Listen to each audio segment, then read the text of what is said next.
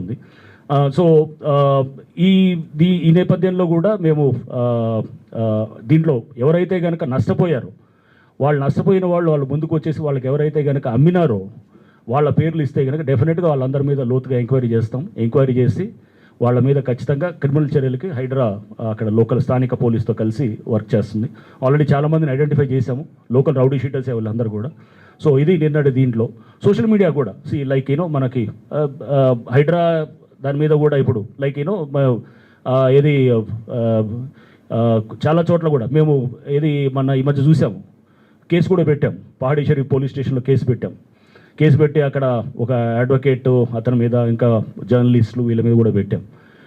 So దీంట్లో చాలా స్పష్టంగా పహాడీ షరీఫ్ కేసులో హైడ్రా కేసు పెట్టింది ఎందుకంటే ఎవరైతే చైతన్య రెడ్డి అనే ఆమెతోటి పెట్టించలేదు, కావాలని పెట్టించలేదు. ఎందుకంటే రేపు ఒకవేళ ఆ కేసు ఏసీబీకి ట్రాన్స్ఫర్ అయింది అనుకోండి.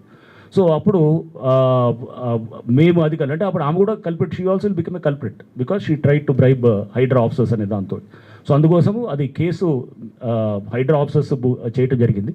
అండ్ ఈ కేసులో కూడా చాలా స్పష్టంగా అంటే వర్టెక్స్ వాళ్ళతోటి హైడ్రా లాలుచి పడ్డదని చెప్పేసి, లేకపోతే ఇతర ఇంకెవరో వీళ్ళతోటి ఎవరు వాసవి వాళ్ళతో ఎక్కడ బిల్డర్స్ మీద ఇప్పటికి మోర్ దెన్ 11 కేసెస్ బుక్ చేసింది హైడ్రా అనమాట.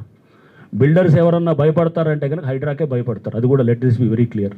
ఓకే, సో అది రేపు ఎవరైనా కానీ ప్రతి బిల్డర్ని ఎవరైనా అడగండి, ఎవరైనా కానీ మీకు తెలిసిన బిల్డర్ని అడిగితే కనుక ఎక్కడన్నా కానీ కూడా అది దీంట్లో ఏది ఎక్కడైనా కానీ కూడా ఏ బిల్డర్ అయినా కానీ కూడా ఏది హైడ్రాని మేనేజ్ చేసుకోవచ్చా అనేది మీరు కాన్ఫిడెన్షియల్గా అడగండి, you will get to know.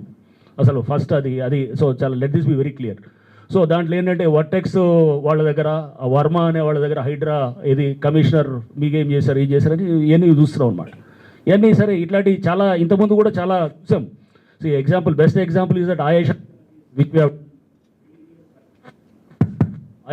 Case 17 సంవత్సరాల క్రితం చేసినప్పుడు అప్పుడు సత్యంబాబు అనే అతన్ని ఎప్పుడైతే కనుక ముద్దాయిగా అప్పుడు ఎంక్వైరీలో ఫస్ట్ అతన్ని ఐడెంటిఫై చేశాము.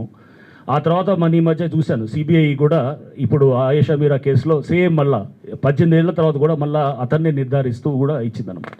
సేమ్ థింగ్ ఒక 8 ఏళ్ల క్రితం, ఐ థింక్ 2018లో 17 ఇయర్స్ బ్యాక్ ఆయేషా మీరా కేసులో మేము ఎవరైతే కనుక ఇతనే చేశాడని చెప్పి ఫిక్స్ అయ్యి చెప్పినాము. తర్వాత చాలా కోర్టులో అటు ఇటు అయింది కానీ బట్ ఫైనల్గా నిజం గెలుస్తుంది ఎప్పుడైనా. I have strong belief that truth will Triumph అనమాట. ట్రూత్ అలోన్ విల్ ట్రయంఫ్, నిజమే గెలుస్తుంది.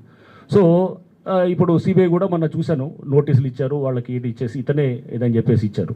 సేమ్ థింగ్ ఇది ఇట్లానే ప్రణయ్ కేసు అయినప్పుడు కూడా, మిర్యాలగూడ అయినప్పుడు, నేను నల్గొండ ఎస్పీకి ఉన్నప్పుడు కూడా అప్పుడు కూడా అన్నారు ఇది అంతా ఏదో మేనేజ్ చేస్తున్నారు, అప్పుడు ఆయేషా మీరా కేసులా చేస్తారు. వాళ్ళందరికీ ఈ మధ్య మరణ శిక్షలు పడ్డాయి, యావజ్జీవ శిక్షలు పడ్డాయి. దట్ వాస్ ఆ ఫ్యామిలీ అంతా కూడా వచ్చి మాకు కలిసినప్పుడు వి ఫెల్ట్ వెరీ హ్యాపీ. వాళ్ళు బాధితులు, వాళ్ళు ఎవరైతే విక్టిమ్స్ ఉన్నారో వాళ్ళందరూ వచ్చి they thank us and all. So మనం ఎప్పుడైతే కనుక కొంత ఇవన్నీ you have to go against the tide. చాలా సందర్భాల్లో మనం ఏంటంటే రకరకాల ఎవడు వాడు కావాల్సినట్టు వాళ్ళు డైరెక్షన్స్ లాగుతున్నప్పుడు కూడా మనం ఒక కరెక్ట్ నిజం అనే దానికి నిలబడితే కనుక డెఫినెట్గా ఇవన్నీ ఫేస్ చేయాల్సిన పరిస్థితులు ఉంటాయి. సో సేమ్ థింగ్ ఇక్కడ ఈ వర్టెక్స్ దీంట్లో ఫర్ ఇన్స్టెన్స్ మీరు చూస్తే తుక్కుగూడ దగ్గర దాంట్లో అసలు అక్కడ ఫస్ట్ డెమాలిష్ చేసింది మేము. కంప్లైంట్ మీద అసలు ఇట్లా రాగానే ఫస్ట్ అక్కడ ఎవరో లోకల్గా ఫిషర్మెన్ కమ్యూనిటీ నుంచి వాళ్ళు వచ్చి కంప్లైంట్ ఇస్తే ఆ చెరువు చుట్టూ ఉన్నటువంటి ఎంక్రోచ్మెంట్స్ డిమాలిష్ చేసింది మేము. ఒక కుంటని మొత్తం క్యాప్చర్ చేసుకొని, అది దాదాపు 8 ఎకరాల నుంచి 10 ఎకరాలు ఉండే కుంటని క్యాప్చర్ చేసి మొత్తం కబ్జా చేయాలని చూస్తే కూడా దాని మీద కేసులు పెట్టింది కూడా మేము చెబితే అక్కడ ఇరిగేషన్ వాళ్ళు పెట్టారు 2 కేసులు. ఇట్స్ నాట్ దట్ అక్కడ వాళ్ళు పెట్టారు అనేది కాదు, మేము వెళ్ళి చెప్పిన దాని మీద ఆ రోజు అక్కడ పెట్టారు. సో అంటే దీన్ని బట్టి చాలా స్పష్టంగా ఉండాలి. ఇది తర్వాత గవర్నమెంట్ లెవెల్లో కూడా రైజ్ చేసాము ఈ ఇష్యూని. దీని మీద కూడా ఇప్పుడు డీప్ ఎంక్వైరీ కూడా జరుగుతుంది, గవర్నమెంట్ నుంచి కూడా ఎంక్వైరీ జరుగుతుంది.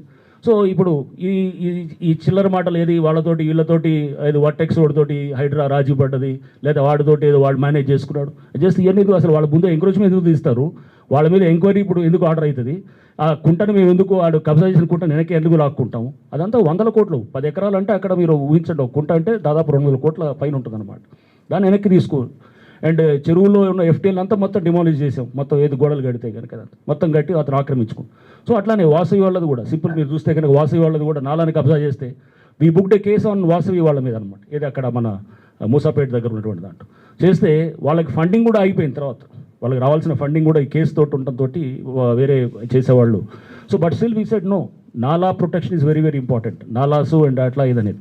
సో వాళ్ళకి వేరే బయట నుంచి రావాల్సిన ఫండ్ కూడా వాళ్ళు వచ్చి ఈ కేసు వల్ల వాళ్ళకి ఫండింగ్ ఆగిందని కూడా వాళ్ళు చెప్తే మరి తప్పదు, మీరు ఎందుకు ఎంక్రోచ్ చేశారని కూడా మేము గట్టిగా అడిగినాం. సో అంటే నాలాస్ ఎంక్రోచ్మెంట్స్ దగ్గర, లేక్స్ ఎంక్రోచ్మెంట్ దగ్గర will be very very tough and అది చాలా స్పష్టంగా let this be very clear. So ఎవడో ఏదో మాట్లాడారని చెప్పి దాని మీద కేసు పెట్టాము. కేసు పెడితే అది లోకల్ పోలీస్ చేస్తారు.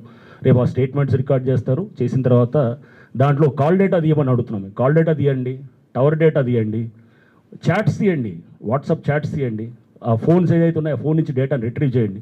ఒక సైంటిఫిక్ ఇన్వెస్టిగేషన్ చేస్తే విషయం అంతా బయటకు వస్తుంది కదా. Let that be done. So ఎక్కడైనా కానీ కూడా లోతుగా చేసి దర్యాప్తు చేస్తే ఎవడు ఏందనేది బయటకు అన్నీ తెలుస్తాయి అన్నమాట. సో అనేది కూడా అండ్ డేటా కూడా ఏం చెప్తుందంటే మనకి ఈ హెవీ స్పెల్స్ అనమాట. హెవీ స్పెల్స్ అంటే షార్ట్ ఇంటెన్స్ స్పెల్స్ అనమాట. సో